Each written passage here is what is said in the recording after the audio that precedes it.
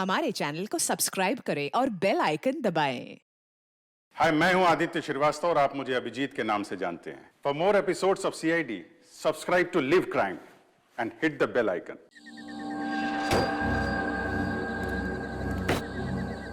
आज का दिन ही खराब है। एक तो ड्राइवर ने छुट्टी ले ली, उसके ऊपर से फोन का नेटवर्क नहीं लग रहा है। क्या करूं? एयरपोर्ट के लिए लेट हो रहा हूं मैं। यहाँ तो कोई टैक्सी भी नहीं दिखाई दे रही है। रोको रोको रोको!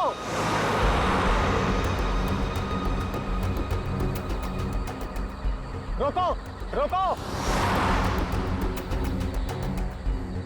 माल है, कोई गाड़ी नहीं रुक रही। टैक्सी!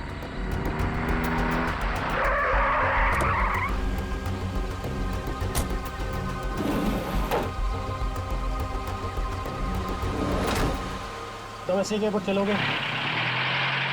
अरे अजीब आदमी है, कुछ तो बोलो। ओ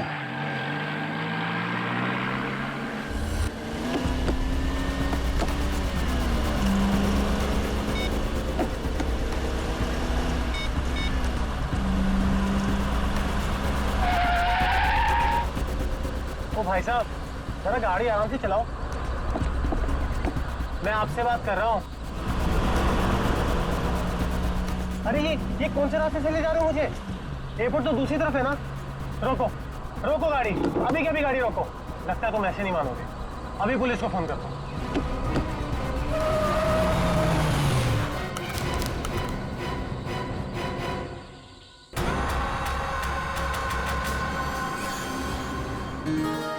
अभी तक यकीन नहीं हो पा रहा है सर।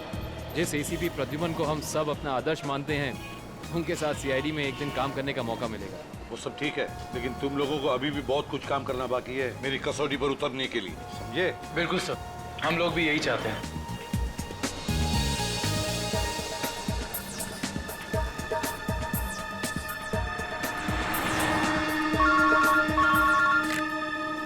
हेलो, एसीपी प्रद्युमन यहाँ। लाश कहाँ पर? ठीक है। क्या हुआ सर? एक लाश मिली है मदोरी बीच पर। बच्चा कहाँ गया? आदमी भी उसके पीछे था। यहाँ ले रख दो। सर कटी लाश, बॉडी जिस तरह से सड़ी है, लगता है मौत 2-3 दिन पहले हुई है। जी सर, खूनी ने खून करके लाश को समंदर में फेंक दिया होगा और फिर इन लहरों के जरिए बहकर लाश। कपड़ों से तो लगता है किसी अच्छे घर का आदमी है। निखिल, जरा मिसिंग पर्सन ब्यूरो में फोन करो और पता लगाओ 2-3 दिन में कितने लोग गायब हुए हैं। हाँ, कौन लोग हैं, कहां से गायब हुए हैं, ठीक है? इस शरीर पर जो घाव दिख रहे हैं, ये सारे घाव लगता है वहां पर जो सारे पत्थर है ना, उनकी वजह से हुए हैं।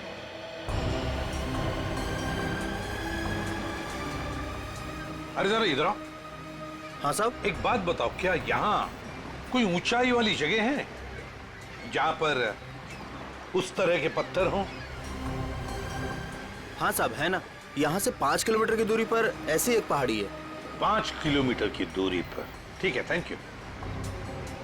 5 किलोमीटर की दूरी पर पहाड़ी है। कभी एक काम करो, इस लाश को फोरेंसिक लैब भेज दो और इस आदमी ने जो जगह बताई है वहां जाकर के अच्छी तरह से पूछताछ करो, पता लगा, देखो कुछ पता चलता है क्या। कोई ना कोई सुराग तो जरूर मिलेगा। Yes sir.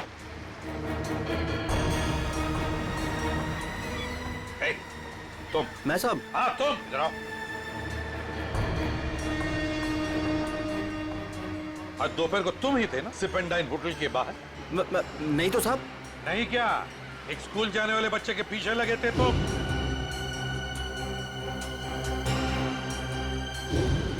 अच्छा, वो तो मेरा भतीजा चिंटू है सर। वो स्कूल नहीं जाना चाह रहा था ना, इसके लिए मैं उसके पीछे दौड़ रहा था। वो स्कूल नहीं जाना चाहता था, इसलिए तुम उसके पीछे दौड़े थे? जी सर।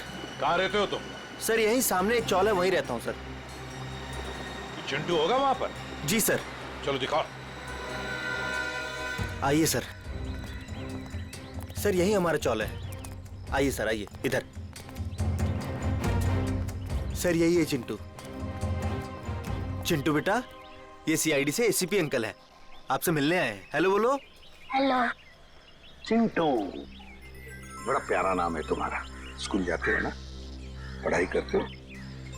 अच्छा चिंटू बेटा, एक बात बताओ, तुम्हें क्या क्या पसंद है? कोई मिठाई पसंद है, या स्वीट्स पसंद है, या चॉकलेट्स पसंद है, या बिस्किट पसंद है? क्या पसंद है? चॉकलेट। चॉकलेट पसंद है? अरे बाप रे, अब तो मुसीबत हो गई। अब तुम्हें चॉकलेट कैसे दें? चलो कोई बात नहीं, कुछ जादू करके देखते हैं। आओ मंत्र जादू, मंत्र छू, मंत्र छू, मंत्र छू। आ गया ना चॉकलेट? ये लो चॉकलेट चिंटू के लिए। अच्छा चिंटू, और एक बात बताओ, आज सुबह, मेरा मतलब 1-2 घंटे पहले जब तुम स्कूल जा रहे थे तो तुम MI रोड पर भागे जा रहे थे, है ना? क्यों भाग रहे थे? वो सर मैं बता रहा था ना, इसे स्कूल नहीं जाना था। आप जरा चुप रहिए, ये मुझे चिंटू बताएगा, है ना चिंटू? क्यों, तुम्हें स्कूल जाना अच्छा नहीं लगता? ऐसी तो कोई बात नहीं है। नहीं ना, अगर कोई भी परेशानी हो तो मुझे बता देना। लेकिन एक बात कहूँ, स्कूल जाना चाहिए, बहुत पढ़ना चाहिए, बड़ा होना चाहिए और बड़े बनकर अच्छे इंसान भी बनना चाहिए, है ना? और चिंटू, तुम्हें जब भी कभी भी तुम्हारे इस ACP अंकल की जरूरत पड़े ना, तो मुझे मेरे इस कार्ड पर फोन करना, मैं तुरंत आ जाऊंगा। मैं चलो, गुड बॉय, बाय बेटा, बाय।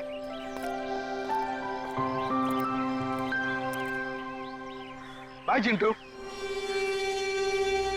ये चिंटू कुछ ना कुछ तो छुपा रहा है, कुछ ना कुछ तो गड़बड़ जरूर है।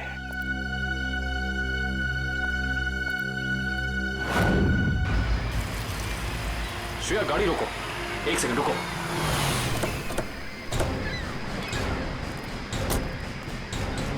ये देखो, यहाँ पेड़ के नीचे खरोचों के निशान हैं। और ये एक गाड़ी के पेंट जैसा लगता है। हो ना हो, यहाँ कुछ ना कुछ तो जरूर हुआ है। सर ये देखिए, टायर के निशान। हो सकता है वो मरने वाला गाड़ी में ही होगा और फिर गाड़ी यहाँ से नीचे गिर गई। आई सी, यहाँ भी निशान है, लेकिन यहाँ घसीटने के भी निशान है। ये देखो, यहाँ से लेके पूरे वहां तक। ये घसीटने के निशान तो कोई और ही कहानी बयां कर रहे हैं श्रेया। मतलब खूनी ने पहले लाश को यहाँ से घसीट कर नीचे फेंका और उसके बाद उसकी गाड़ी को यहाँ से, मतलब वो खून को दुर्घटना का रूप देना चाहता था। खूनी इस खून को दुर्घटना दिखाना चाहता था, फिर उसे लाश का सिर काटने की जरूरत क्या थी? ये जवाब तो हमें सिर्फ उस गाड़ी से ही मिल सकता है। करण, गोताखोरों का इंतजाम करो। कुछ भी हो जाए, हमें ये गाड़ी इस समुंदर से बाहर निकालनी ही होगी। देखो कोई और सुराग मिलता है कि नहीं।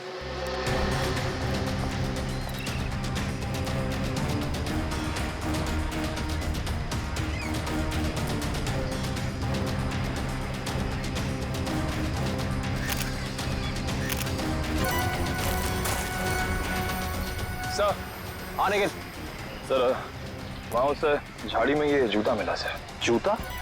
यहाँ पे? ये जूता बहुत महंगा लगता है। सर हो सकता है मरने वाले का हो। सही कह रही हो श्रेया। मतलब जब खूनी लाश को घसीट के नीचे फेंक रहा था, तब यहाँ पेड़ों से अटक के ये जूता यहीं रह गया। सर खूनी ने पूरी की पूरी लाश यहाँ नीचे फेंक दी, उसके बाद एक पूरी की पूरी गाड़ी को भी यहाँ से धकेल दिया। वैसा तो हो नहीं सकता कि किसी ने देखा या सुना ना हो। सही कह रहे हो, पर यहाँ सुना हो। वो देखो चाय वाला, हो सकता है उसने कुछ सुना या देखा हो। चेक करते हैं।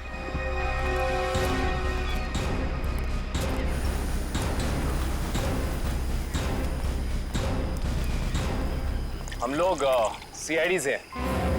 CID? हाँ, वो कल रात में यहाँ एक खून हो गया है पीछे ज्वाला रोड पे। उसके बारे में पूछताछ करनी थी। आप में से किसी ने कुछ देखा या सुना हो? ज्वाला रोड पे? नहीं साहब, हम लोग तो ज्वाला रोड पे जाते ही नहीं है। क्यों, क्या अक्सर वहाँ पे ऐसी घटनाएं होती रहती हैं क्या? हाँ, मगर ये घटना कोई इंसान नहीं, वो आत्मा करती है, टैक्सी वाली आत्मा। टैक्सी वाली आत्मा? हाँ साहब, सुना है एक आत्मा टैक्सी चलाती है जो भोले भाले इंसानों को गाड़ी में बैठाकर उन्हें मार डालती है। ज्वाला रोड पर रात को टैक्सी बैठना मौत को दावा देने जैसा है। कैसी बातें कर रहे हैं? इस सदी में भी ऐसी अंधविश्वास की बातें? नहीं साहब, ये अंधविश्वास नहीं है।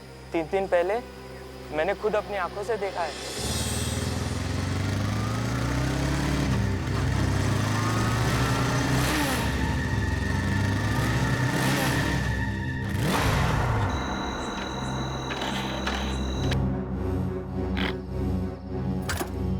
अभी अभी तो पेट्रोल भरवाया था, ये क्या हो गया?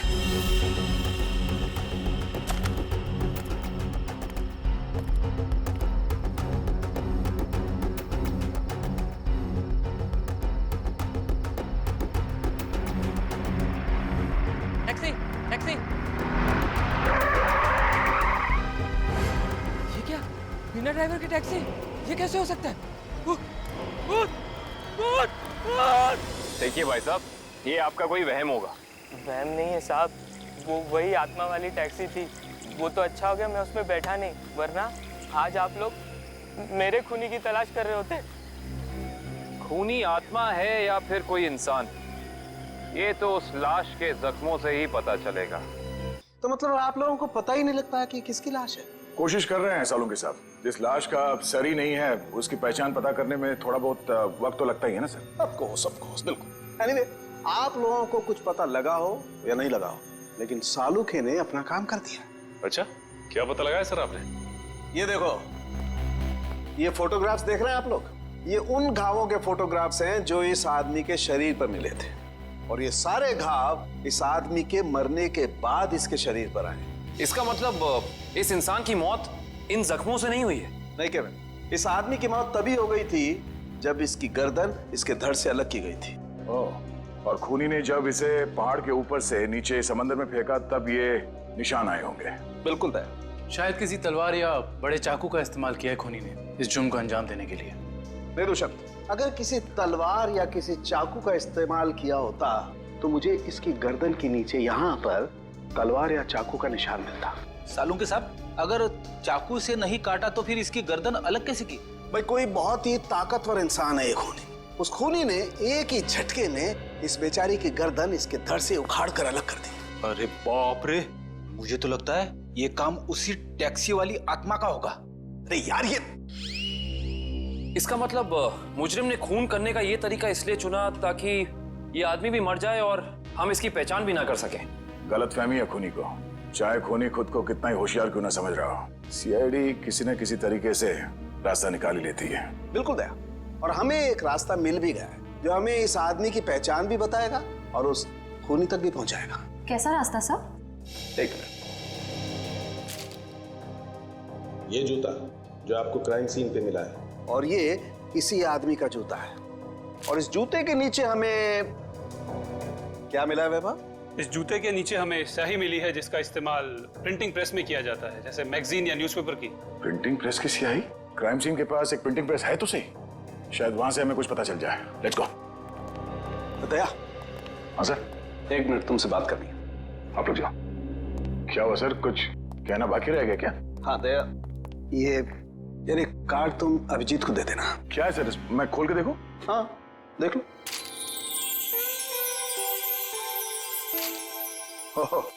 सॉरी का कार्ड? हाँ यार, वो एक्चुअली क्या है, पिछले केस में मैंने अभिजीत को कुछ ज्यादा ही उल्टा सीधा बोल दिया यार, so you know I am feeling. हाँ सर, ये बात तो है। तो कोई नहीं सर, हो जाता है कभी कभी ऐसा। नहीं यार, पर होना नहीं चाहिए। Abhijeet is very sweet, you know. तुम यार दे देना, एक कार्ड दे देना। सर ये काम आप खुद क्यों नहीं कर लेते? अरे नहीं यार दया, मैं उसके सामने ये सब बोल नहीं पाऊंगा यार। तुम मेरा इतना सा काम नहीं कर सकते यार दया। नहीं सर, आपका ये काम हो जाएगा। थैंक यू दया। कल तूने पीपे कार की रेस देखी? यार लाल वाली गाड़ी ना एकदम हवा से बातें कर। मुझे काली गाड़ी का ड्राइवर ना बहुत ज्यादा अच्छा लगा। बस 15 सेकंड पहले उसकी गाड़ी बिगड़ती नहीं ना, रेस तो वही जीतता। क्या बात है, लगता है आप लोगों को कार रेसिंग देखने का बहुत शौक है। थोड़ा बहुत है, लेकिन आप लोग कौन है? सीआईडी। सीआईडी? बोलिए सर, हम आपकी क्या मदद कर सकते हैं? आप लोग कोई ब्रोशर वगैरह छपवाना चाहते हैं क्या? जी नहीं, ऐसी कोई बात नहीं। हम लोग एक खून के सिलसिले में यहाँ पे आए हैं। खून? हाँ खून। दरअसल हमें यहाँ पास के समंदर में एक लाश मिली है जिसका सर कटा हुआ है। ए बाप रे। जी, और ये उसी लाश का जूता है जिस पर प्रिंटिंग प्रेस में इस्तेमाल होने वाली स्याही लगी है, और ये वही स्याही है जिसका इस्तेमाल आप लोग करते हैं अपनी अखबार छापने के लिए। हमारे यहाँ तो कोई इस तरह का जूता नहीं पहनता सर। पर शायद इस तरह का कोई आदमी आया हो 2-3 दिन पहले जिसने ऐसे जूते पहने हो। कुछ याद है तुम लोगों को? देखो, ध्यान से सोच के बताओ, और ये फोटो को ध्यान से देखो। इस तरह के कपड़े पहने थे उसने, कुछ याद है? शुक्रवार के दिन कुछ लोग आए थे जिन्होंने इस तरह के कपड़े पहने हुए थे। अच्छा, कौन लोग थे ये? वीबिज कॉर्पोरेट्स करके एक कंपनी है जो हमारी इस प्रिंटिंग प्रेस को खरीदना चाहती है, इसी सिलसिले में। ओह, वी बिज कोऑपरेट।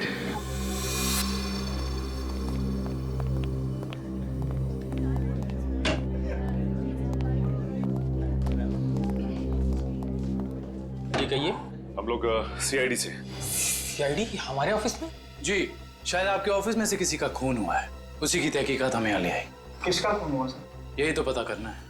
क्यों, आप लोगों को नहीं मालूम है किसका खून हुआ? जी नहीं, क्योंकि उस लाश का सर गायब था। लाश का सर गायब था? ये इतनी बेरहमी से कत्ल? जी हाँ, और हमें शक है कि जिस आदमी का खून हुआ है वो इसी ऑफिस में काम करता था। करण सर, ये है उस आदमी का जूता, पहचानते हैं आप लोग? ये तो अविनाश जी का जूता है, पिछले हफ्ते ही बनवाया था उन्होंने। और इस तरह के कस्टमाइज्ड डिजाइनर जूते तो वही पहनते हैं। खून हो गया उनका? मुझे तो यकीन ही नहीं हो रहा है। लगता तो ऐसे ही है। अच्छा ये बताइए कि क्या शुक्रवार की रात अविनाश बिंजलपुर की प्रिंटिंग प्रेस में गया था? हाँ, हम सब लोग साथ में गए थे, लेकिन 10 बजे वहां से निकल गए थे। अच्छा, अविनाश ने वहां से कोई टैक्सी वगैरह ली थी क्या? जी नहीं, उन्होंने कोई गाड़ी नहीं ली थी, वो तो अपनी गाड़ी से गए थे। इस अविनाश की किसी से कोई दुश्मनी वगैरह? जी उन्होंने कोई बताया तो नहीं था, लेकिन पिछले कुछ दिनों से उन्हें धमकी भरे फोन आ रहे थे। कौन कर रहा था? जी उन्होंने मुझे इसके बारे में कुछ नहीं बताया था, और ना ही पुलिस में कोई कंप्लेन की थी, लेकिन मुझे लगता है ये उसी का काम होगा। ठीक है दिव्या, ये मोबाइल कंपनी में फोन करके पता करो अविनाश की कॉल रिकॉर्ड्स। Yes sir. ये अविनाश रहता कहाँ था? अविनाश जी का घर यही है ना? हाँ हाँ, ऑफिस वालों ने तो यही एड्रेस दिया था।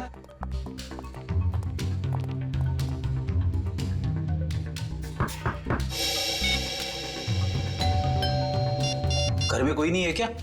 लगता तो ऐसा ही है। अविनाश की पत्नी नेहा का भी फोन नहीं लग रहा। एक काम करते हैं, दरवाजा खोल देते हैं।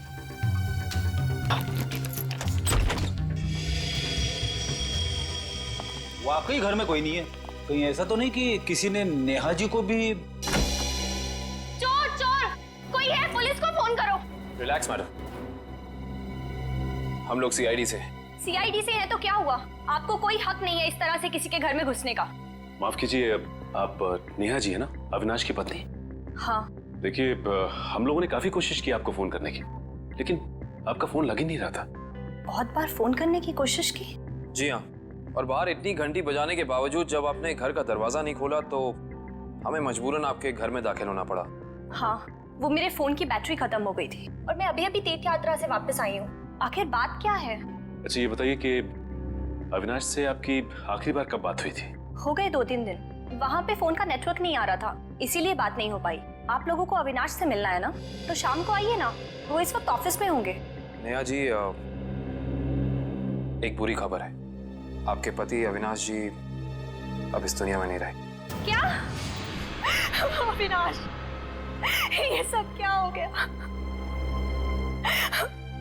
नेहा जी प्लीज संभालिए अपने आप को, प्लीज संभालिए।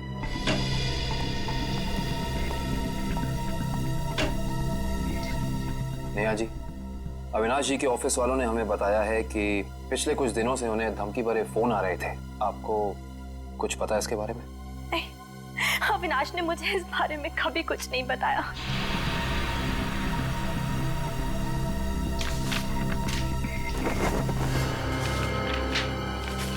सर,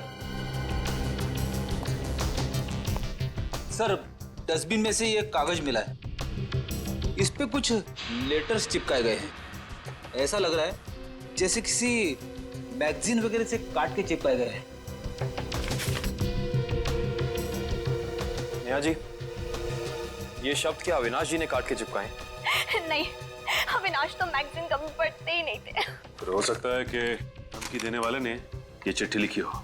हाँ सचिन, और अपनी लिखावट छिपाने के लिए उसने शब्द चिपकाकर ये चिट्ठी कंप्लीट की है। और लिखा क्या है? अगर मेरी बात नहीं मानी तो अपनी जान से हाथ धो बैठोगे। एक मिनट, बड़ी सफाई से चिपकाए। एक मिनट, ये क्या? जेएलटी मैगजीन, मतलब ये जेएलटी मैगजीन से काटा गया है। जेएलटी मैगजीन, ये नाम मैंने कहीं देखा है, पर मुझे याद नहीं आ रहा कहाँ। याद करो काविन, कहाँ पे देखा है? कहीं अविनाश जी के ऑफिस में तो नहीं, वहां नहीं, कहीं। हाँ याद आया, ये मैगजीन मैंने वीरेन के पास देखी थी, उसकी प्रिंटिंग प्रेस में। लेकिन वीरेन की अविनाश जी से क्या दुश्मनी हो सकती है? रेडी, अविनाश की कंपनी वो प्रिंटिंग प्रेस खरीद रही थी, तो हो सकता है प्रिंटिंग प्रेस के मजदूरों को लगा हो कि उनकी नौकरी खतरे में है। और जैसे ही अविनाश जी प्रिंटिंग प्रेस से बाहर निकले, वीरेन ने उन्हें ओ आई सी, इस वीरेन से दोबारा मिलना पड़ेगा।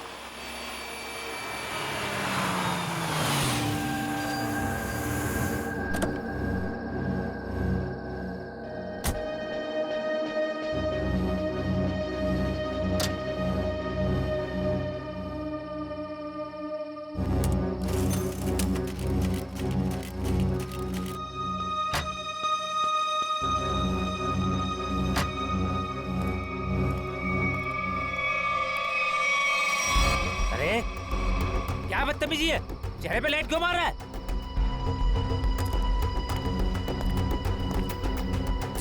अरे जानता है कौन हूँ मैं? अखबार में काम करता हूँ। पागल है? रात को भी यार आदमी। लगता है ऐसे नहीं मानेगा तू। आज घर मार खा के जाने का इरादा लेके आया तू। तेरी तो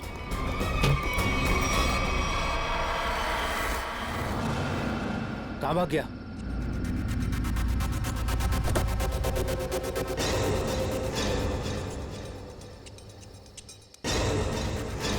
कहाँ भाग गया?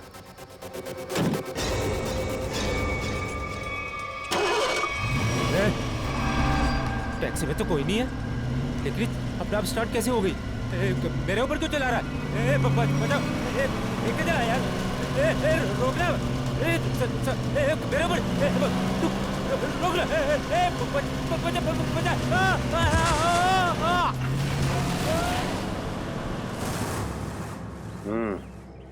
एक और खून।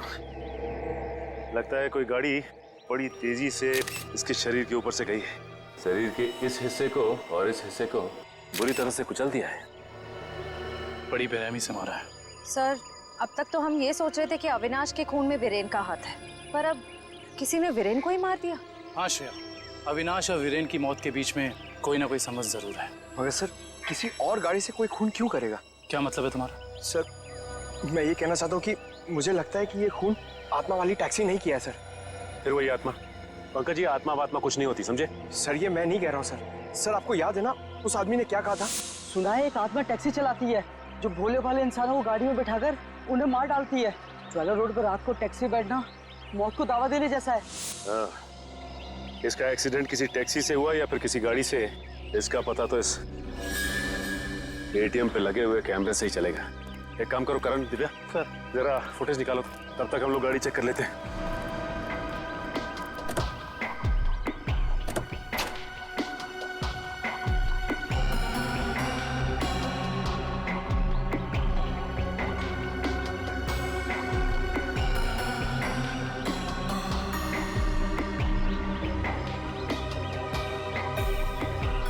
ये क्या है?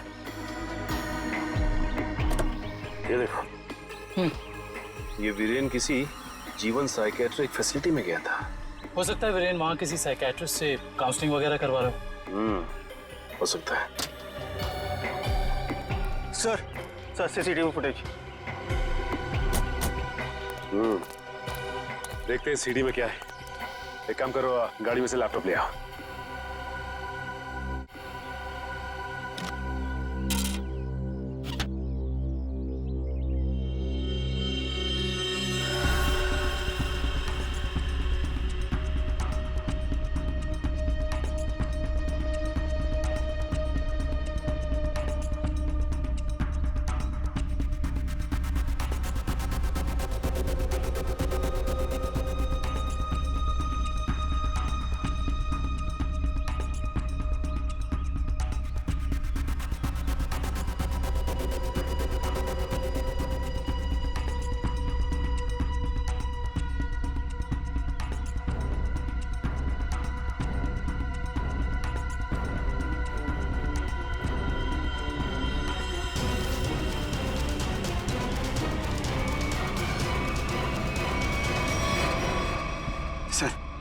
देख लिया आप लोगों ने? मैं कहता था ना, आत्मा वाली टैक्सी। जरा ड्राइवर सीट पे जूम इन करो।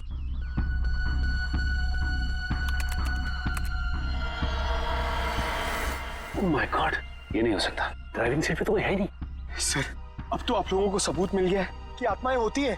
पंकज, ना तो आत्माएं होती हैं और ना ही कोई दूसरी दुनिया। ये कुछ और ही है, कुछ और ही।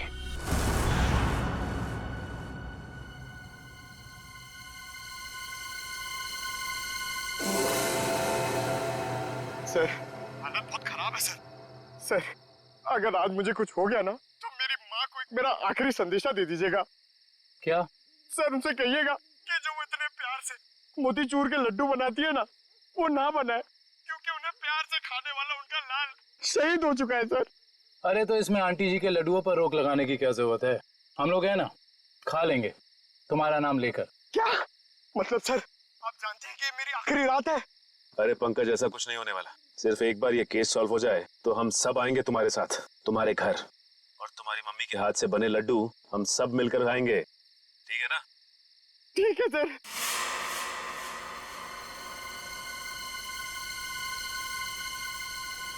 पंकज, शायद कोई आ रहा है। हे भगवान, सर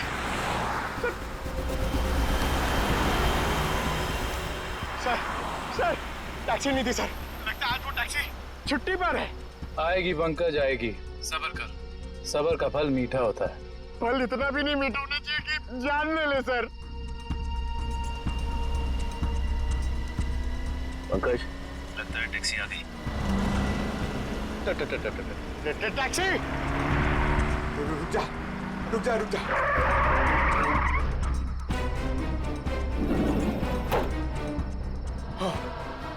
थैंक गॉड, इस टैक्सी में ड्राइवर है। चलो भैया।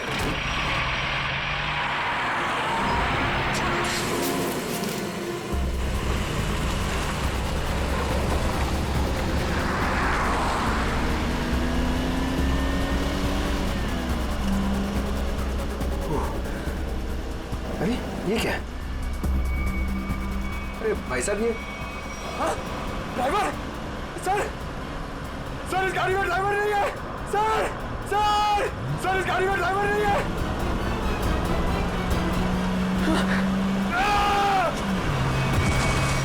अरे ये पंकज टैक्सी से घुस गया। ओह माय गॉड, इसे चोट ना लगी।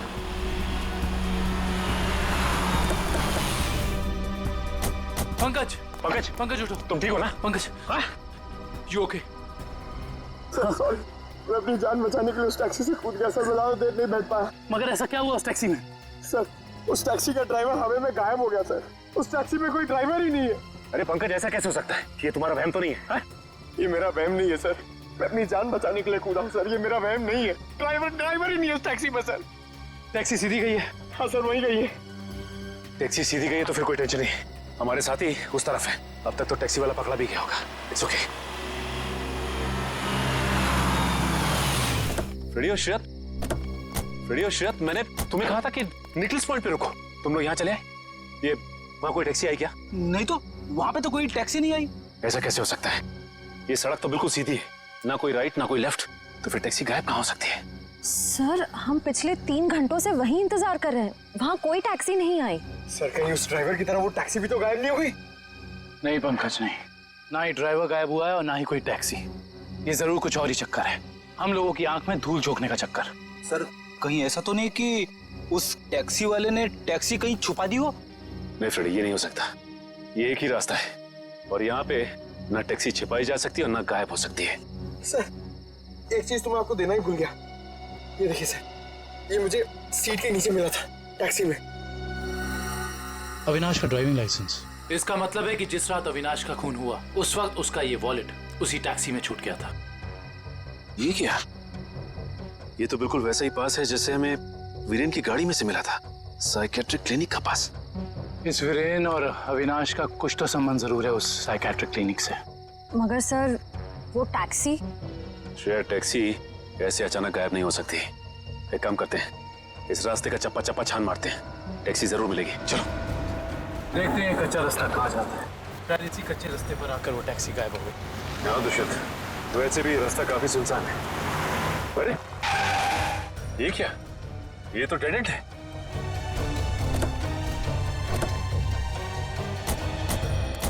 अगर टैक्सी यहाँ से गई भी होगी तो यहाँ से आगे नहीं जा सकती। लगता तो यही है। यहाँ तो आगे बस ये दीवार। एक मिनट, ये देखो दुष्यंत, टायर के निशान। ये दीवार के पास आके खत्म हो जाते हैं। ये बात तो है। दुष्यंत, इस दीवार के पीछे जरूर कोई ना कोई खुफिया रास्ता है। हो सकता है सचिन, और ये भी हो सकता है कि यहाँ कोई खुफिया बटन या लेवर हो जिससे ये दीवार हट जाए और हमें वो जगह दिख जाए जहाँ वो टैक्सी गई है।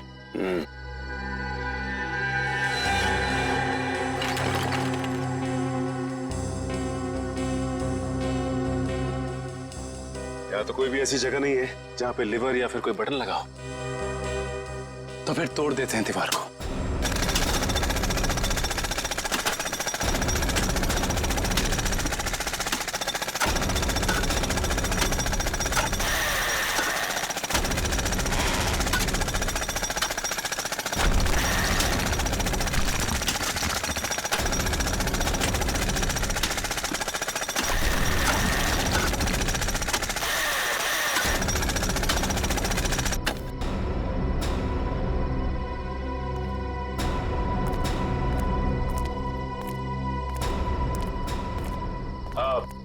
तुम लोग जा सकते हो।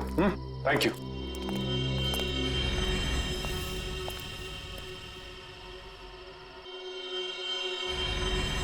ओह माय गॉड, तो ये वो जगह है, मगर टैक्सी तो दिख नहीं रही। इसका मतलब यहाँ से बाहर निकलने का कोई दूसरा रास्ता भी है।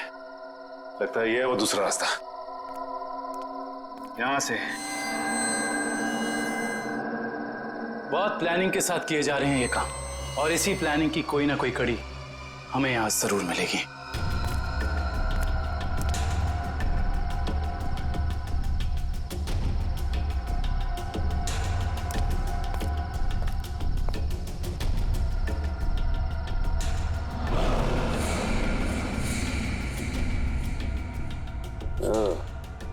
तो ये है रोबोट। ये देखो। ये देखा दुष्यंत, ये है वो रोबोट। लगता है उस आत्मा वाली टैक्सी का ड्राइवर यही है, रिमोट से चलने वाला। हाँ सचिन, और इसी रोबोट के बाजू का इस्तेमाल किया गया होगा अविनाश के सर को उसके शरीर से अलग करने में। एक मिनट, हाँ, इसके हाथ पे यहाँ पे खून भी लगा हुआ है। अब इससे पहले कि ये खूनी अपना अगला मर्डर प्लान करे, पकड़ना होगा उसे। दोनों की मौत हो गई है। इन दोनों की मौत हो गई? जी हाँ, इन दोनों को किसी ने मार डाला है। डॉक्टर साहब, आप ये बताएंगे कि ये दोनों आपकी क्लिनिक में कुछ दिन पहले आए थे क्या? हाँ, हमारी क्लिनिक में एक मरीज है रीचा, उसी से मिलने आए थे। दोनों अकेले आए थे या साथ साथ? साथ आए थे। कह रहे थे कि दोनों दोस्त हैं और रीचा से उनकी पुरानी दोस्ती है। ओह, दोनों दोस्त थे। तो फिर वीरेन ने अविनाश का जूता कैसे नहीं पहचाना? इसका मतलब ये वीरेन हमसे कुछ छुपा रहा था। अच्छा, ये रीचा से मिल सकते हैं हम? हाँ, आप जरूर मिल सकते हैं, लेकिन एक बात है, बहुत मुश्किल से रीचा की हालत में सुधार आया है, तो आप उससे कोई ऐसा सवाल ना पूछिएगा जिससे वो परेशान हो जाए। आप चिंता ना कीजिए, हम समझ सकते हैं। करण, इशिता, तुम दोनों यहीं रुको, हम रीचा से मिलकर आते हैं। आइए।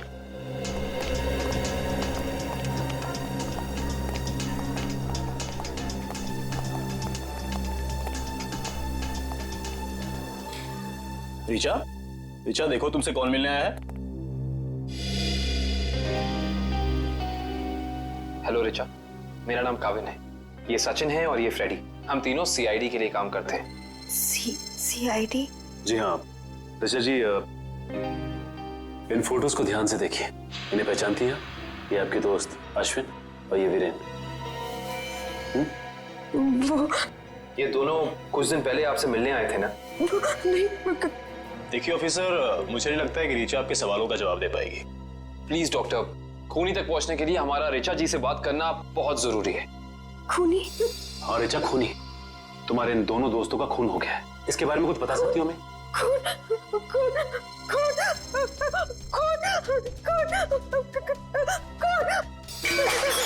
ये क्या बकवास है? वो लड़की इस कमरे की चार दीवारी से बाहर नहीं निकलती, आप इसे खून के बारे में सवाल पूछ रहे हैं? Richa, come down. Nurse, B7129 जल्दी लो, जल्दी लो। Richa, come down.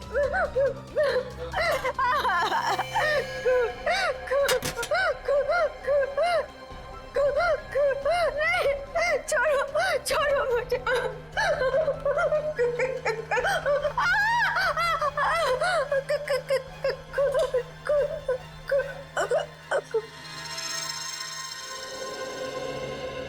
माफ कीजिएगा डॉक्टर साहब, हमारा ऐसा कोई इरादा नहीं था। Really sorry. देखिए ऐसी बात नहीं है, इस तरह के मरीज बच्चों की तरह होते हैं, इन्हें हर शब्द टोल मोड़ के बताना पड़ता है। डॉक्टर साहब ये बात हम समझ सकते हैं, लेकिन एक बात तो तय है कि इन तीनों के अतीत की कोई ऐसी कड़ी है जो एक दूसरे से जुड़ी हुई है। इस केस से जुड़ी एक बहुत खास बात सामने आई है। कैसी बात? यही कि अविनाश, नेहा और ऋचा एक ही कॉलेज में पढ़ते थे और वीरेन भी पास वाले कॉलेज में ही पढ़ता था। ओह, मतलब ये सब पुराने दोस्त हैं। हाँ सर, और उस दौरान डाली नाम का एक सीरियल किलर कॉलेज के बच्चों का खून कर रहा था। और एक दिन इन चारों ने मिलकर पुलिस की मदद की और इस डाली को जेल भिजवा दिया। ओह, तो शायद हो सकता है ये सारे खून डाली कर रहा। यस सर, 2 महीने हो गए उसे जेल तोड़कर भागे हुए, पर अभी तक वो पुलिस के हाथ नहीं लगा है। ये अविनाश और वीरेन तो मारे गए हैं, वो अगला शिकार या तो ऋचा है या फिर नेहा। श्रेया, इस ऋचा के क्लिनिक में फोन करो, उसे चौकन्ना रहने के लिए कहो, जल्दी। दुष्यंत, नेहा को फोन लगाओ, जल्दी।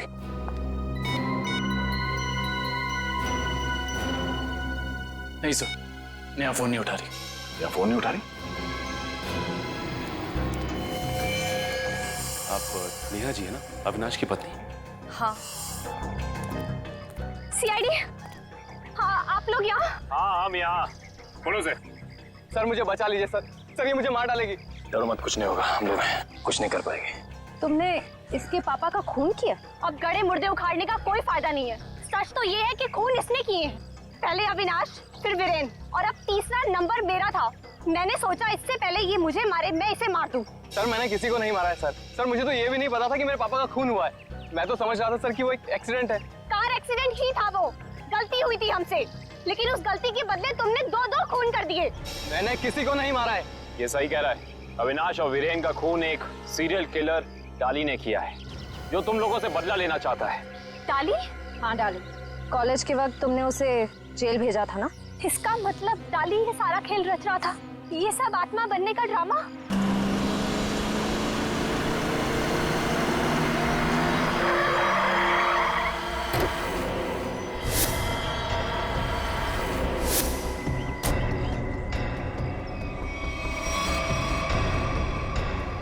पापा, आप?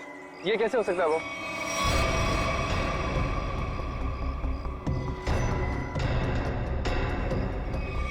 बस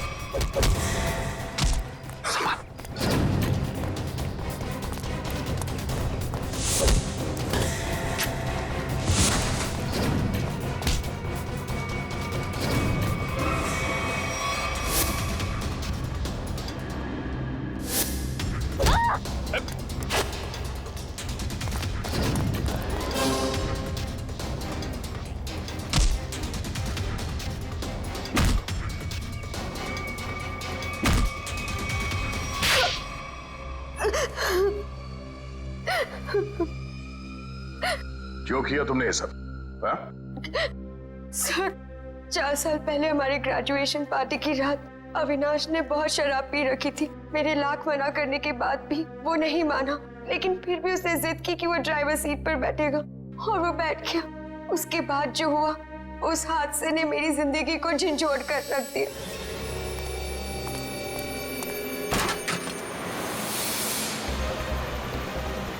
गाड़ी मुझे चलाने तो तुमने बहुत पी रखी है। डरो मत ऋचा, पीने के बाद मैं और भी सेफ गाड़ी चलाता हूँ।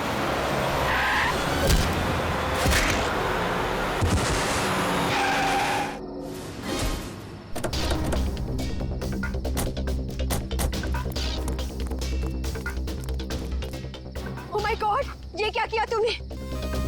ये कैसे हुआ? ये तो मर गया।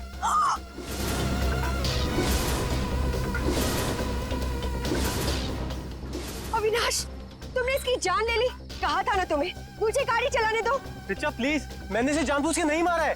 प्लीज, अपनी गलती पर पर्दा डालने की कोशिश मत करो। हमें पुलिस को बुलाना होगा। तुम्हारा दिमाग खराब हो गया? अगर पुलिस आई तो हम सबके सब अंदर जाएंगे। सब क्यों जाएंगे? सिर्फ अविनाश जाएगा। क्या तुम अपने दोस्त को जेल भिजवाओगी? दोस्ती अपनी जगह और कानून अपनी जगह। कोई पुलिस नहीं बुलाएगा। तुम्हारी बेवकूफी की वजह से सबकी जिंदगी खराब हो सकती है। अगर हम पुलिस को नहीं भी बुलाएंगे तभी पुलिस को पता चल जाएगा। किसी को कुछ पता नहीं चलेगा। अब एक काम करते हैं, इसकी लाश को टैक्सी में डालते हैं और टैक्सी को खाई में धक्का दे देते हैं। ये राज हमेशा हमेशा के लिए यहीं दफन हो जाएगा। क्या? एक टैक्सी वाले का खून कर दिया तुम लोगों ने? हाँ सर, मेरे लाख समझाने के बाद भी उन तीनों ने अपने आप को कानून के हवाले नहीं किया। उन्हें डर था कि उनका सुनहरा भविष्य शुरू होने से पहले ही खत्म हो जाएगा। और तुम इस हादसे से उभर नहीं पाई, तुम्हें साइकेट्रिस्ट फैसिलिटी ज्वाइन करनी पड़ी। हाँ, क्योंकि मेरा दिल उन तीनों की तरह पत्थर का नहीं। आज भी उस टैक्सी ड्राइवर की मौत का बोझ मेरे जमीर को कचोटता रहता है। अगर इतनी तकलीफ हो रही थी तुम्हें, तो तुम सीआईडी के पास क्यों नहीं आई मदद के लिए? हा? मैं आना चाहती थी, मगर जब मैं नेहा के पास गई तो इन तीनों ने मुझे धमकी दी कि अगर मैं आप लोगों के पास आई तो वो लोग मुझे भी मार डालेंगे। अच्छा, तब भी तुमने सीआईडी के पास आना ठीक नहीं समझा?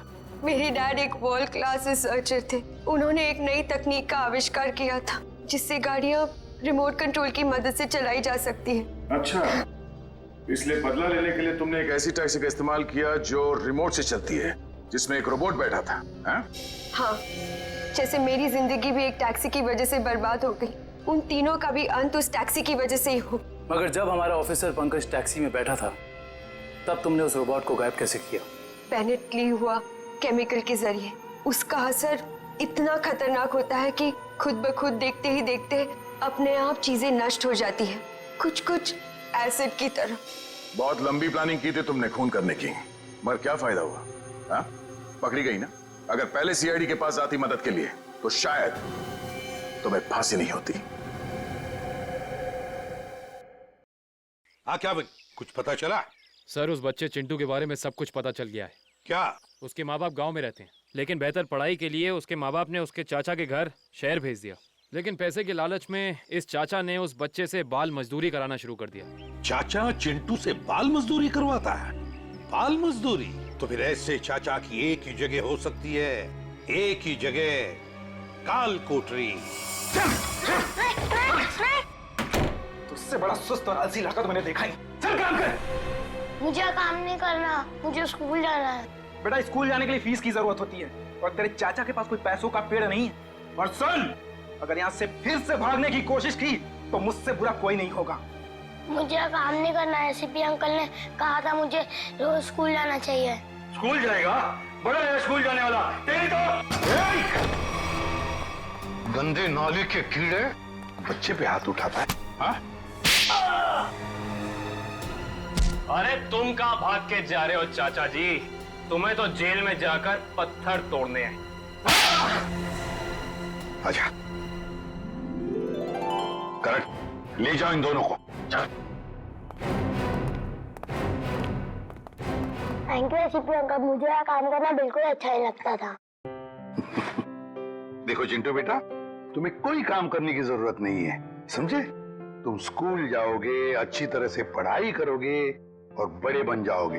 और सिर्फ तुम ही नहीं, तुम्हारे सारे दोस्त भी, और उन सब का ख्याल हम रखेंगे, है ना? तो बताओ, खूब खूब पढ़ाई करोगे ना? हाँ, मैं बड़ा होकर आपकी तरह एक सीआईडी ऑफिसर बनूंगा और जिम को मिटा दूंगा। अरे वाह! चलो, इस बात पर हम तुम्हें चॉकलेट खिलाएंगे और चाहिए तो आइसक्रीम भी खिलाएंगे, और जो कुछ मांगोगे वो सब देंगे, तुम्हें भी और तुम्हारे इन दोस्तों को भी। चलो बच्चों, चलो इन्हें ले चलो।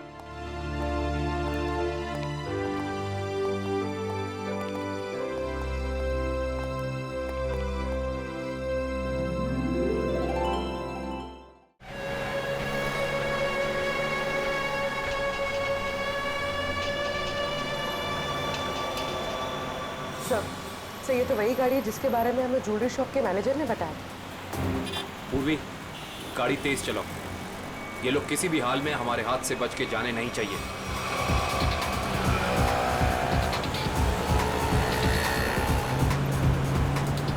जिगर, ये देख तो अपना कोई पीछा कर रहा है बहुत देर से यार।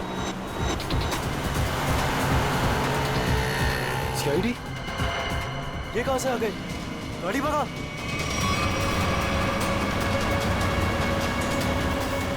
जिस तरह से इन लोगों ने गाड़ी तेज की है, ऐसा लग रहा है इन लोगों को पता चल गया इनका पीछा कर रहे हैं। हो सकता है।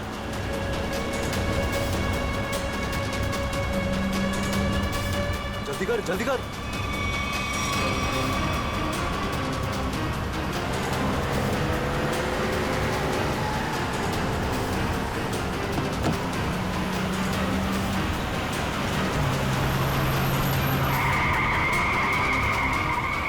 जल्दी भगाओ। अब ये कहां से आ गए? पूरी संभाल के, आगे लोग हैं।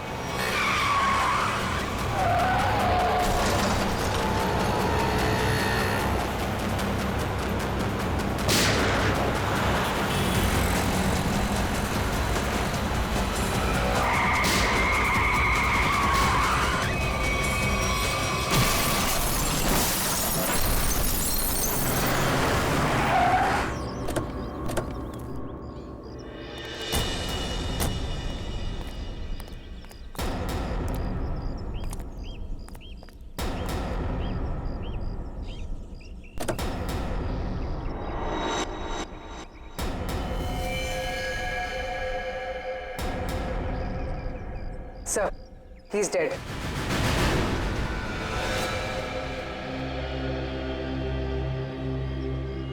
जुर्म करके भागने का यही नतीजा होता है। एम्बुलेंस को फोन करो, चेक करो, देखो कोई सुराग मिलता है कि नहीं।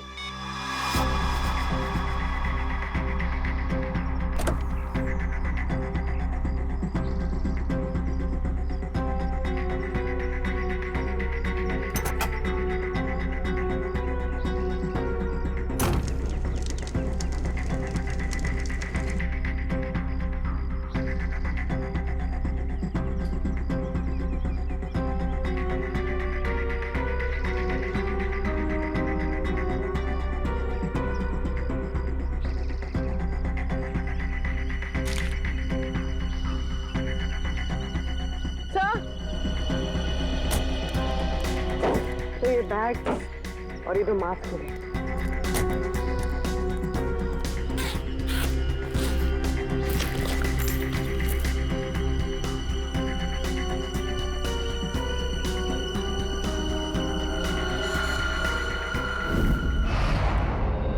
सर, ज्वेलरी शॉप लूटने वाले लड़के इंजीनियरिंग कॉलेज के स्टूडेंट थे और उनका कोई भी क्रिमिनल रिकॉर्ड नहीं था। पढ़े लिखे और अच्छे घर से थे। इंजीनियरिंग कॉलेज के बच्चों ने ज्वेलरी शॉप लूटा? किस लिए? क्या जरूरत पड़ी उन्हें? और हैरानी की बात तो यह है कि उन्होंने पूरी दुकान नहीं लूटी, सिर्फ 10 से 12 लाख रुपए का सामान लिया और निकल लिए। ओह, शायद उन्हें उतने की जरूरत थी। सर, ये मयंक और जिगर के माता पिता हैं।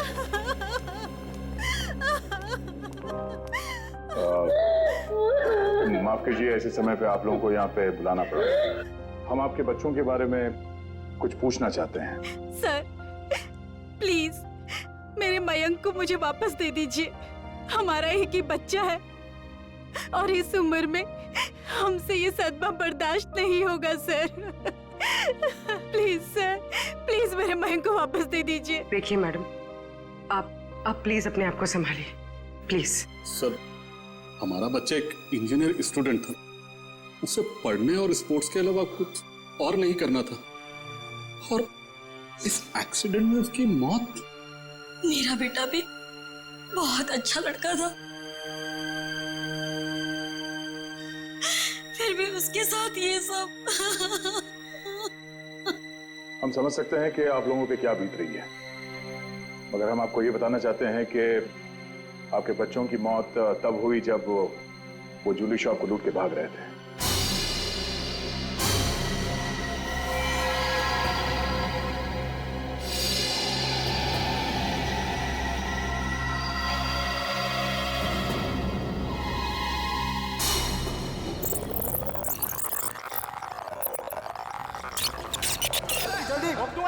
कोई नहीं लेगा, कोई नहीं लेगा। चल निकल निकल, जल्दी निकल, कोई मिलेगा तो मार दूंगा।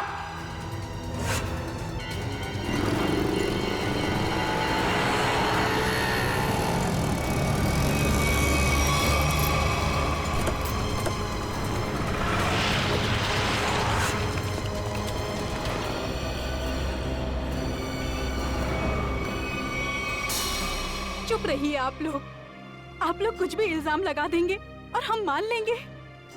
हमारे बच्चों का एक्सीडेंट हुआ है और आप उन पर इल्जाम लगा रहे हैं। हर माँ बाप अपने बच्चों को अच्छा ही समझते हैं, लेकिन वो बाहर क्या करते हैं वो खुद जानते हैं। सच को मानना पड़ेगा, लोगों ने देखा है, गवाह है, सबूत है। सर, बहुत छोटी रकम है, इससे ज्यादा तो बच्चे जब फॉरेन घूमने जाते थे वहां उड़ाकर आ जाते।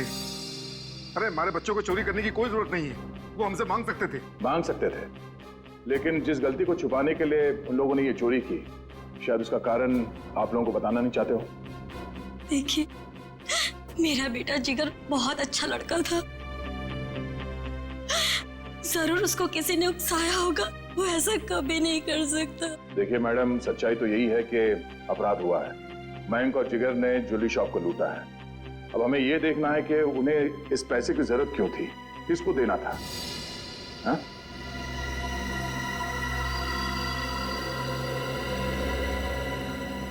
अच्छा ये बताइए कि आपके बच्चों ने पिछले कुछ दिनों में कुछ अलग सा बर्ताव किया, कुछ भी अजीब सा?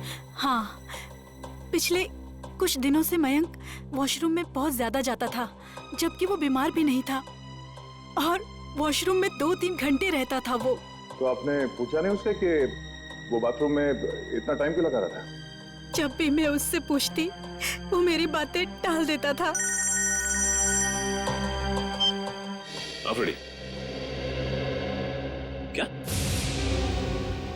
ओह, ठीक है। क्या सर, अफ्रीदी का फोन था। उस कार का पता चल गया है जो जिगर और मयंक चला रहे थे। वो किसी ईशन का नाम के आदमी की है। सुन, शाम को 6 बजे अगर मेरे पैसे गैरेज नहीं पहुंचे ना, तो 7 बजे मेरे आदमी वहां पे पहुंचेंगे। फिर जो वहां पे तोड़फोड़ होगी ना, उसका जिम्मेदार तू होगा। तू समझा?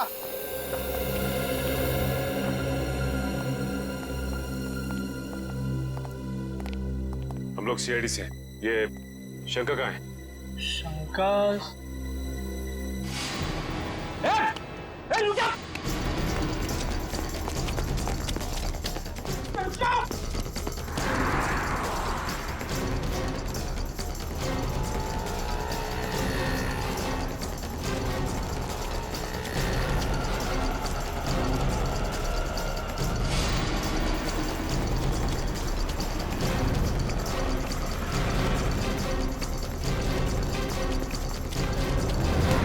बहुत भाग लिया तू, अब तेरी रेस यही खत्म होती है। नहीं साहब, नहीं, मारना नहीं। मैं सब सच बताता हूँ साहब, सब बताता हूँ। आंखें खोल के देख, ये मयंक और जिगर है। इन दोनों को दी थी ना कार तुमने दुकान लूटने के लिए? हाँ साहब, यही दोनों गाड़ी लेके गए थे, पर माँ कसम साहब, मुझे नहीं पता था कि ये दुकान लूटने के लिए मुझसे गाड़ी लेके जा रहे हैं। मुझे तो बोला भाड़े पे गाड़ी चाहिए, गोवा जाना है, दे दिया। और साहब, अपना तो धंधा ही है भाड़े पे गाड़ी देना। चुराई हुई, लेकिन साहब पुरानी गाड़ी खरीदना और बेचना। ये चोरी की गाड़ियों का धंधा करता है और तुम लोग इसका साथ देते हो। सर हमें कुछ नहीं पता, हम तो बस अपनी मजदूरी के पैसे लेते हैं और कुछ नहीं सर। हाँ सर, ये सच कह रहा है। सर हम इस बारे में कुछ नहीं जानते। ठीक है पंच, इसकी सारी डिटेल ले लो, बाकी का पता तो हम लगा ही लेंगे। आइए।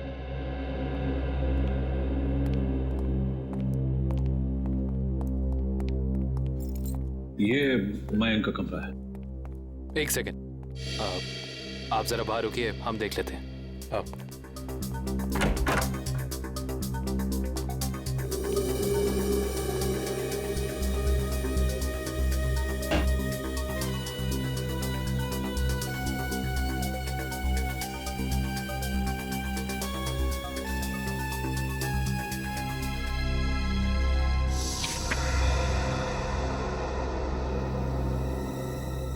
पैम्पलेट्स,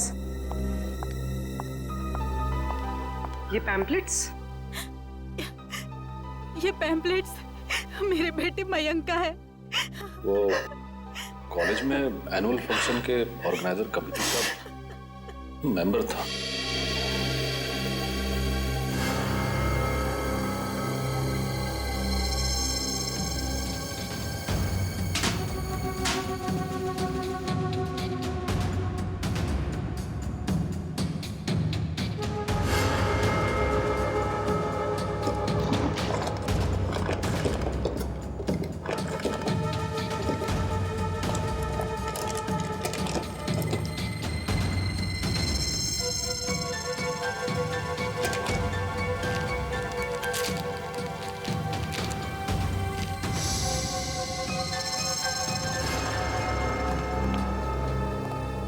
ये इन चीजों को पहचानती हैं आप?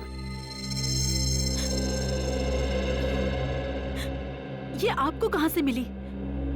ये तो ज्वेलरी मेरी है। फ्लश टैंक के अंदर से। ये फ्लश टैंक में कैसे पहुंची? पहुंची नहीं, छिपाई गई थी। छिपाई गई थी? पर किसने? मयंक के बाथरूम में मयंक के अलावा और कौन छिपा सकता है? हे भगवान, मैं सोच भी नहीं सकती थी कि मेरा मयंक ऐसा कर सकता है। मयंक के कोई शौक, कोई आदत? नहीं सर, कुछ भी नहीं। उसके दोस्त? ज्यादा नहीं, लिमिटेड, बस 4 या 5। अच्छा, मयंक के सारे दोस्त कॉलेज के ही थे या बाहर के भी थे? नहीं, उसके सारे दोस्त कॉलेज के ही थे, बाहर का कोई नहीं था। क्या नाम बताया था आपने कॉलेज का? क्यों डॉक्टर साहब, आपने हमें अर्जेंटली बुलाया? हाँ दया, बात ही कुछ ऐसी है। क्या हुआ सर? बॉस, ये केस तो एकदम पलट गया। जैसा हम सोच रहे थे वैसा नहीं। क्या मतलब? मतलब ये कि इन दोनों की मौत एक्सीडेंट से नहीं हुई है, बल्कि गोली लगने से हुई है। क्या? मगर सर, इनकी मौत तो हमारी आंखों के सामने हुआ है, एक्सीडेंट से। हाँ, लेकिन इनकी मौत एक्सीडेंट से पहले ही हो चुकी थी। ये देखिए, ये है वो गोली जो इनके शरीर में से निकली है। और देखो दया, ये है इन दोनों के सीने पर इस गोली के घाव। गोली यहां लगी। मगर सर, ये गोली चली कैसे? और चलाया किसने?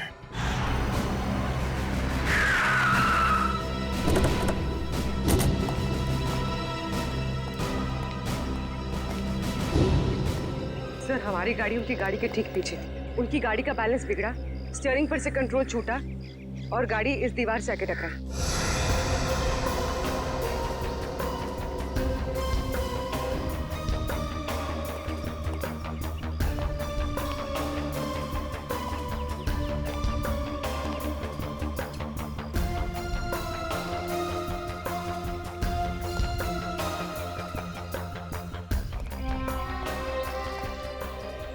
गोली सामने से चलाई गई थी। सर, गोली तो हम पीछे से चला रहे थे और वो भी टायर पे। तो फिर गोली सामने से आई कैसे? गोली अगर सामने से चली थी तो इसका एक ही मतलब हो सकता है, गोली चलाने वाला यहीं कहीं सामने की तरफ छुपा हुआ होगा। मगर श्रेया, सामने तो दूर दूर तक कोई था ही नहीं।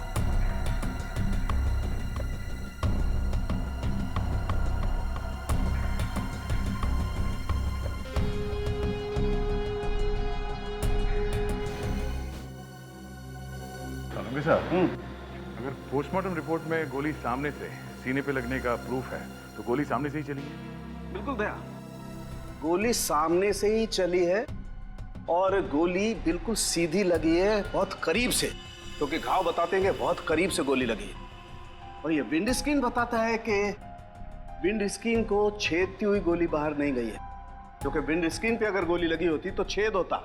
ये तो ऐसा लगता है जैसे पेड़ से टकरा करके गोली लगी है। इसका मतलब गोली बाहर से नहीं, अंदर से चली है। बिल्कुल लगता है। गाड़ी के डैशबोर्ड में से या एसी डक्ट में से या विंड चैनल में से। और अगर ऐसा है तो बुलेट या गन के मार्क जरूर मिलेंगे। बिल्कुल मिलेंगे, चेक करते हैं। पंच, गाड़ी नहीं चलो। Yes sir.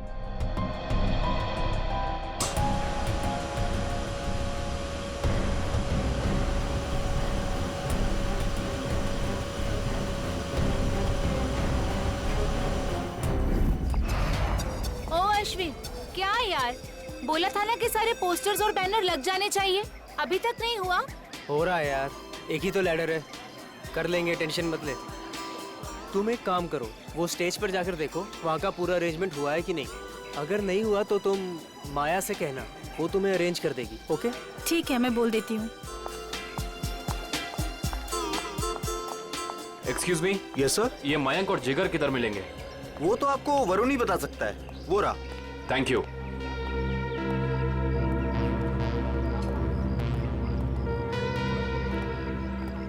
Excuse me. Hi, हम प्रीमियर क्लोथिंग की तरफ से हैं। आपके इस फेस्टिवल के स्पॉन्सरशिप की तरफ से। हाय। हाय। कहिए, how can we help you? देखिए, हमें आपकी ऑर्गेनाइजिंग कमेटी के मेंबर्स से मिलना था। आई मीन मयंक और जिगर से इस स्पॉन्सरशिप की डील के बारे में कुछ बातचीत करनी थी। कोई खास रीजन ना हो तो आप लोग हमें बता सकते हैं।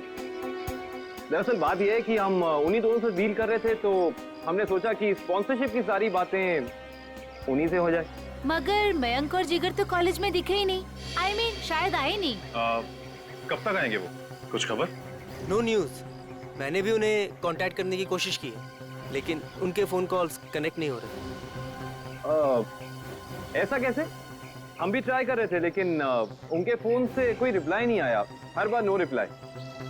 कमाल की बात यह है कि ये मयंक और जिगर खुद स्पॉन्सरशिप के इतने पीछे पड़े थे, तब हो नहीं रही थी। देखिए, थोड़ा अर्जेंट है। अगर आज ये एग्रीमेंट साइन नहीं हुआ तो ये डील कैंसिल हो जाएगी। आई मीन ये हम स्पॉन्सर नहीं कर पाएंगे आपको, और इन दैट केस ये फेस्टिवल आप लोगों को कैंसिल करना पड़ जाएगा। नो नो, आप ऐसा मत कहिए प्लीज।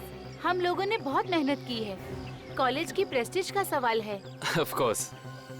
आप एक काम कीजिए, आप विक्की से जाके मिल लीजिए, तो वो आपको जिगर और मयंक के बारे में पूरा सही बताएंगे। वो उनके काफी क्लोज है। आप विक्की का एड्रेस और फोन नंबर दे दीजिए, हम उसे मिल लेते हैं।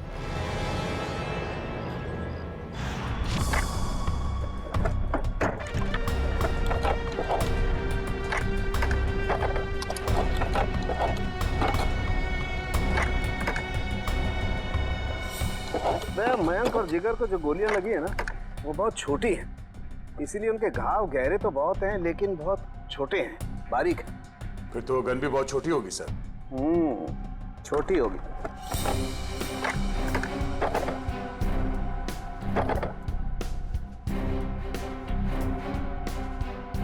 नहीं सर, यहाँ तो कुछ नहीं है।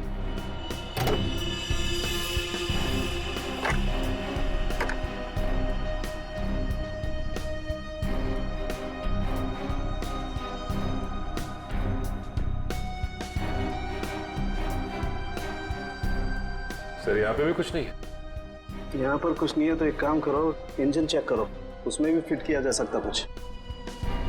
सलूंगी साहब, ये तार यहाँ अलग से लटक रहा है, किसी फिटिंग के साथ इसका कोई कनेक्शन नहीं है। ये तार जा कहाँ रहा है दया? सर, इसका एक सिरा तो यहाँ एक्सीलेटर से कनेक्टेड है, और ये दूसरा सिरा ये तो साइड व्यू मिरर की तरफ जा रहा है सर। साइड मिरर की तरफ जा रहे हैं दया, तो फिर साइड मिरर चेक करना पड़ेंगे दोनों।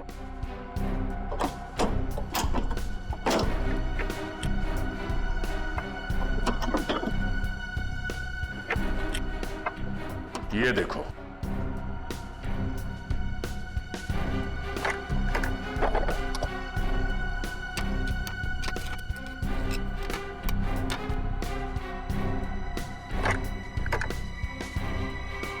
ये देखिए सर, गन यहाँ है।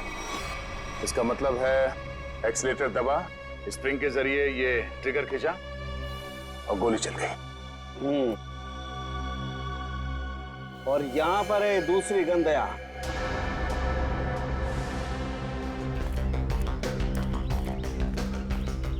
विक्की। हाँ विक्की, आप लोग? सीआईडी। सीआईडी? क्यों? घबराए हुए क्यों लग रहे हो? अरे नेचुरल है, किसी शरीफ आदमी के घर में सीआईडी आएगी तो बंदा घबराएगा ही। अगर आदमी शरीफ हो तो उसे घबराने की जरूरत नहीं। बताइए, क्या काम है? हमें आपके दोस्तों के बारे में कुछ इंफॉर्मेशन चाहिए थी। कौन से दोस्त? मयंक और जिगर।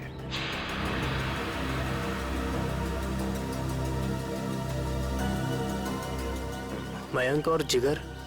क्या हुआ उन्हें? उनकी मौत हो गई। What? Oh no. किसी ने गोली मारकर उन दोनों की हत्या कर दी। वो आपके बहुत अच्छे दोस्त थे ना? आप उनके बारे में हमें कुछ बता सकते हैं? मुझे इस बारे में कुछ नहीं पता सर। जितना पता है उतना ही बता दीजिए। उनका कोई ऐसा सीक्रेट जो उन्होंने शेयर किया हो, या कोई ऐसी बात जिससे उनको टेंशन हो, कोई ऐसा आदमी जिससे उन्हें खतरा हो। ऐसी बातें अक्सर दोस्तों के बीच में छिपी नहीं रहती, है ना? सर हम सिर्फ अच्छे दोस्त थे, हमने आज तक कभी कोई ऐसी बात शेयर नहीं करी।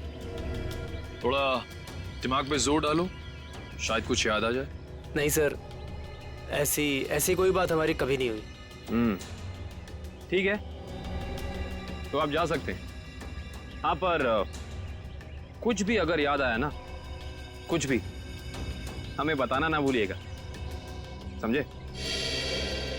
जी सर।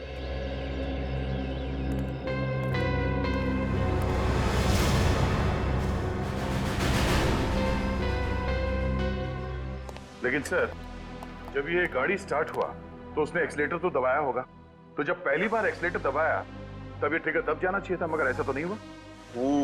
ऐसा नहीं हुआ। और वो क्यों नहीं हुआ मैं बताता हूँ तुम्हें। ये देखो, ये तार इस एक्सीलेटर से कुछ इस तरीके से बांधा गया है कि जब एक्सीलेटर दबे ये तार इस मोटर से एक राउंड लिपट जाए, और जब जब एक्सीलेटर दबता था ये तार इस मोटर से लिपटता चला जाता था। और एक मौका ऐसा आया ये तार कस गया, ट्रिगर दब गया और गोली चल गई। और ये काम किसी बहुत ही इंटेलिजेंट आदमी का है। कौन हो सकता है वो?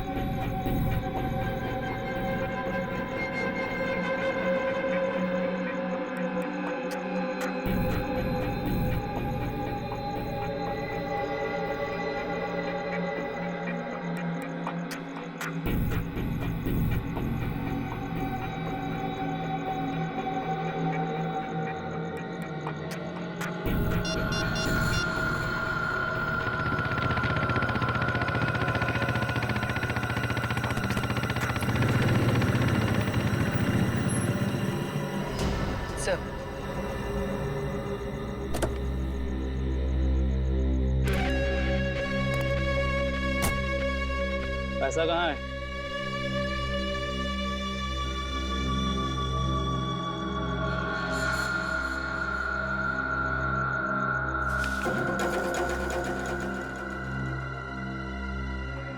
अब मैं तुमसे कभी नहीं मिलूंगा, ये याद मत रखना कि हम कभी मिले थे।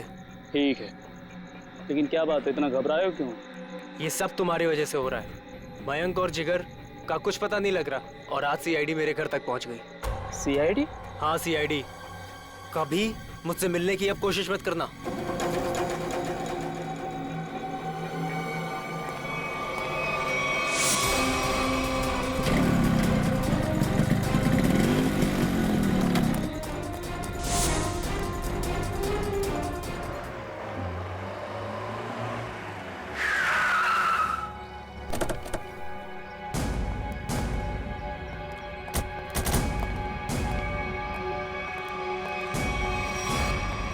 कहाँ जा रहे हो? अंदर। कोई प्रॉब्लम है? किससे मिलना है? अक्का से मिलना है। क्यों? उनसे कहो कि सीआईडी आई है, उनसे मिलने जाओ।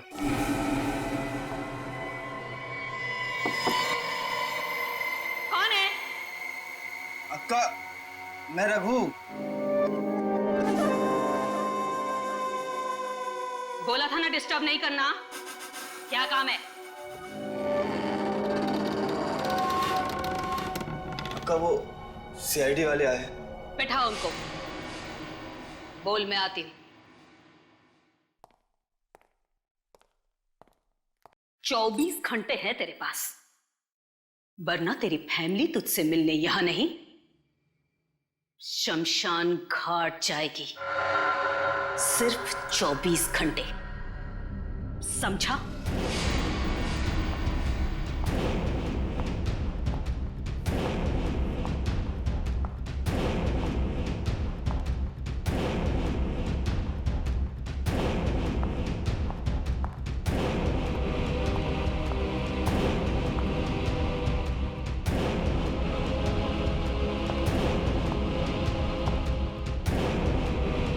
सलाम साहब, बैठिए। नहीं, हम लोग यहाँ ठीक है।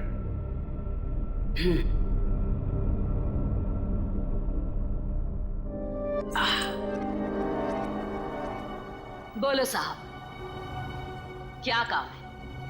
मयंक और जिगर को जानती हो? जानती हूँ। क्यों मारा उन दोनों को? साहब, खोटी बात मुझे चलती नहीं। मैंने नहीं मारा उन दोनों को। झूठ हमें भी नहीं चलता।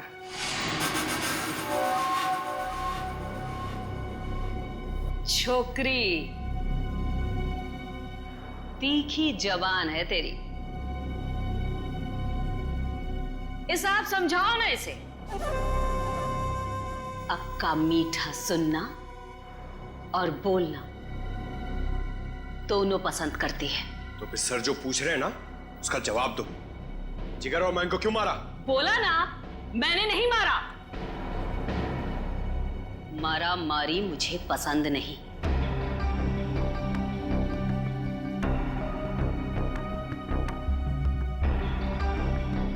दुख है मुझे, वो दोनों जवान लड़के मर गए। कैसे जानती थी उन दोनों को? जानती तो मैं आपको भी हूं साहब।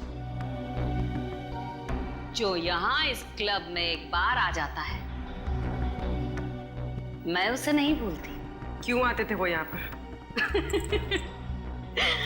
अब डांडिया खेलने तो आते नहीं थे।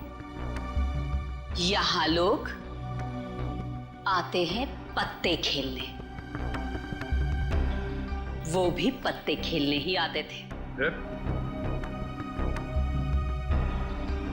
हार गए। जो उनकी जेब में था वो भी, और जो मुझसे उधार लिया था वो भी। 10 लाख। 100% ठीक कहा तूने छोकरी। पूरे 10 लाख हारे वो साहब। और फिर तुमने उन्हें मार दिया, है ना? बोला ना एक बार। नहीं मारा मैंने।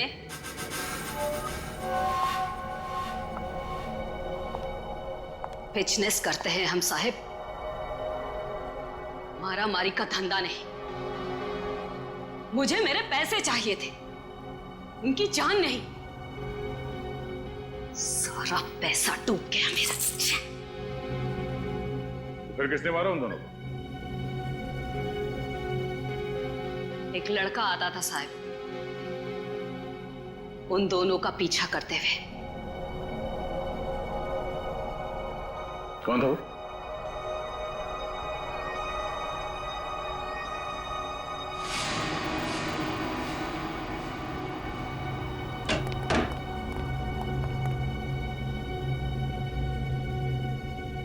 अक्का की जासूसी करता है? नहीं ताई, आपको कोई कंफ्यूजन हुआ है? मेरे को उल्लू समझता है? मयंक और जिगर के पीछे छुपकर आया किस लिए? मैं किसी के पीछे नहीं आया, सच्ची। मैं तो आपका अड्डा देखने आया था। देख, मेरे को कोई लफड़ा नहीं चाहिए। इस बार के लिए तुझे छोड़ देती हूँ। आगे से कभी इधर दिखना मत, समझा? लेके जा रहे बच्चे को।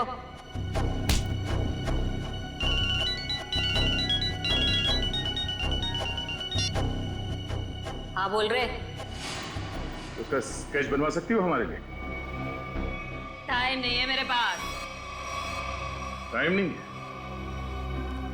गैर कानूनी जुए का अड्डा चलाती हो तुम यहाँ पे, हैं?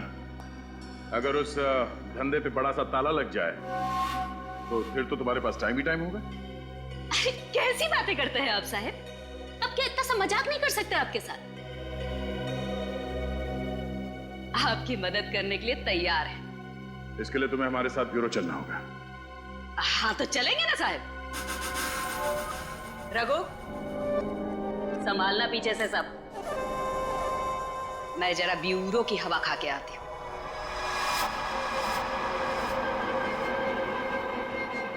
सर ये तो हितेश है, मैंने इसे शंका के गैराज में देखा था।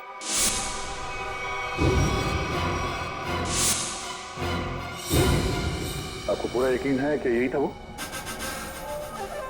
अक्का एक बार जो किसी का चेहरा देख लेती है ना साहिब, तो फिर भूलती नहीं। पक्का यही था। तो फिर देर किस बात की? उठा लो इसे।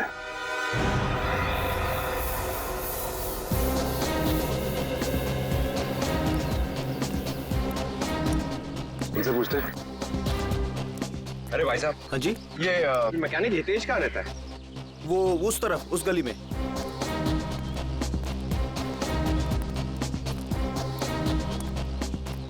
अरे भाई साहब, ये हितेश का घर कौन सा है? हाँ सामने वो रहा।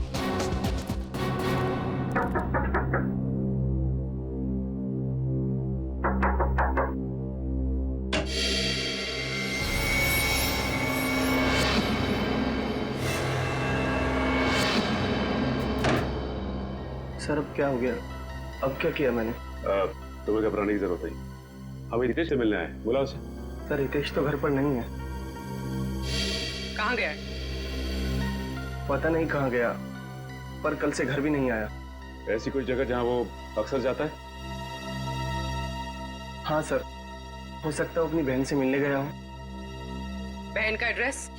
बहन का एड्रेस, हाँ, A45 शीतल नगर।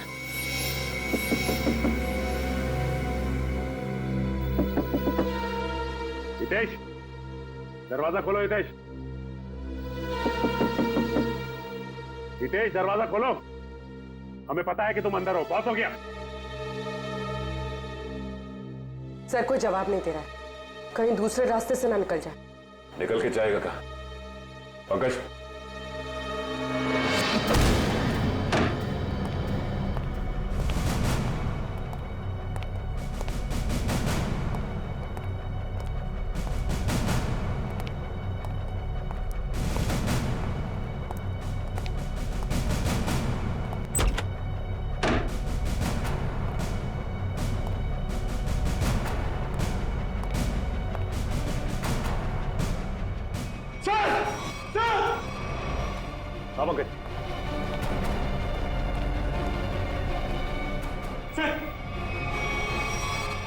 सबका हाथ काट दिया मगर ये जिंदा है।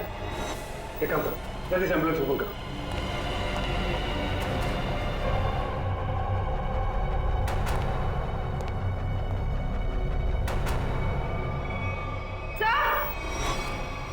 आप उठिए। सर इसने अपनी कलाई काटी और जिंदा है।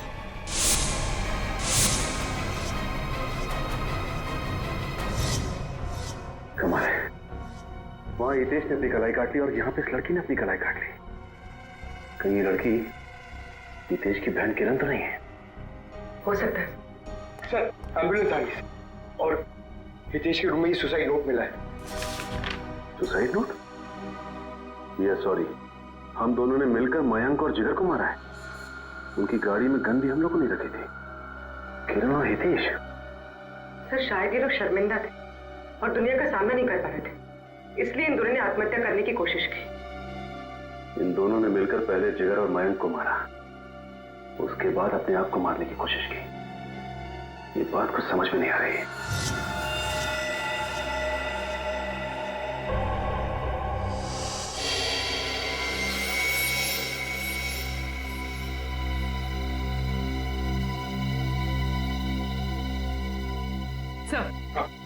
सर किरण के घर से कुछ फोटोज मिली है।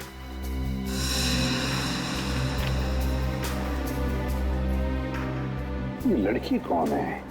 हितेश और किरण के साथ? पता नहीं सर, पर कोई करीबी लगती है। तभी तो सर 2 साल पुरानी ये पेपर कटिंग इसने संभाल के रखी थी। ये आर्टिकल है? इस लड़की ने भी आपने क्या की थी? हाँ सर, और एक बात, ये लड़की जिया उसी कॉलेज में पढ़ती थी जिस कॉलेज में मयंक और जिगर पढ़ते थे। अच्छा सर, कहीं इस लड़की की आत्महत्या में मयंक और जिगर का तो हाथ नहीं?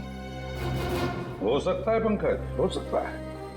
और शायद किसी का बदला लेने के लिए हितेश और किरण ने मयंक और जिगर को मार डाला।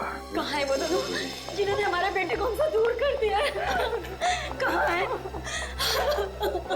देखिए प्लीज आप जरा शांत हो जाइए, प्लीज शांत हो जाइए। देखिए अंदर उन दोनों का ऑपरेशन चल रहा है।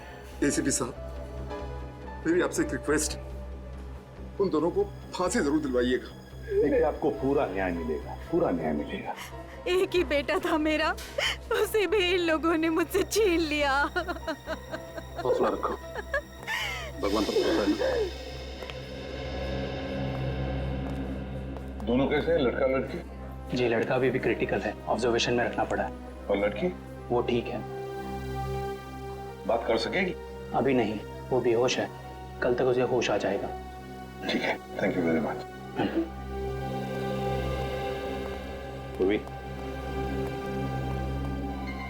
कड़ी नजर रखो इन दोनों पर, देखो कहीं भाग न जाए ये लोग। बस कल सुबह तक का इंतजार है, कल सुबह तक का।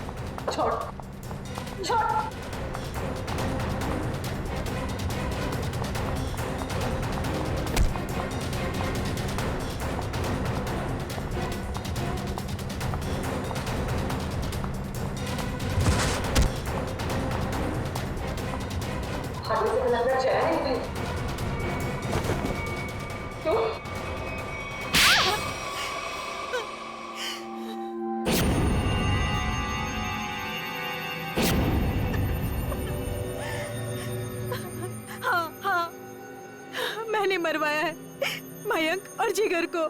क्या? एक माँ अपने बेटे को कैसे मार सकती है? हा? वो मेरा बेटा नहीं था, वो मेरा सौतेला बेटा था। सौतेला ही सही, पर बेटा ही तो था ना वो। फिर क्यों मारा उसने? पैसों के लिए। मुझे पूरी प्रॉपर्टी चाहिए थी, इसलिए मैंने उसे मरवा दिया। और किरण और हितेश को क्यों मारना चाहते थे? क्योंकि वो दोनों मेरा राज जान चुके थे। अच्छा, तो वो तुम्हारा राज जान चुके थे, इसलिए तुमने उन दोनों को अपने प्लान में शामिल कर दिया। और फिर उन दोनों को याद दिलाई अपने बहन के मौत का बदला लेने की मयंक से, है ना? ताकि मयंक के खून में तुम्हारे हाथ लाल ना हो और वो दोनों फंस जाए। हाँ, किरण ने मयंक और जिगर के साथ दोस्ती कर ली।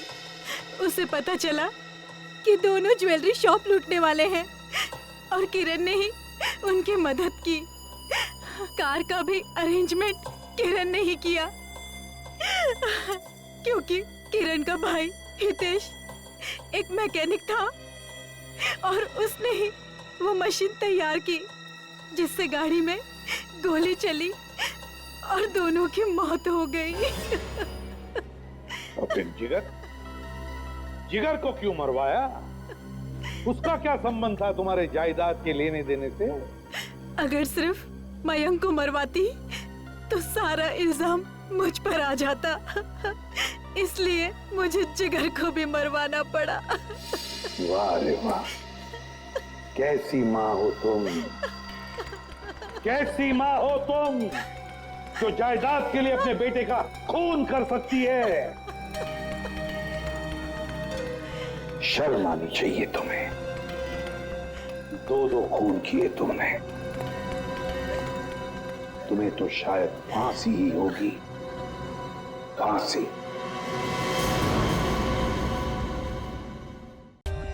For more updates, subscribe to our channel, click the show links and enjoy watching the videos.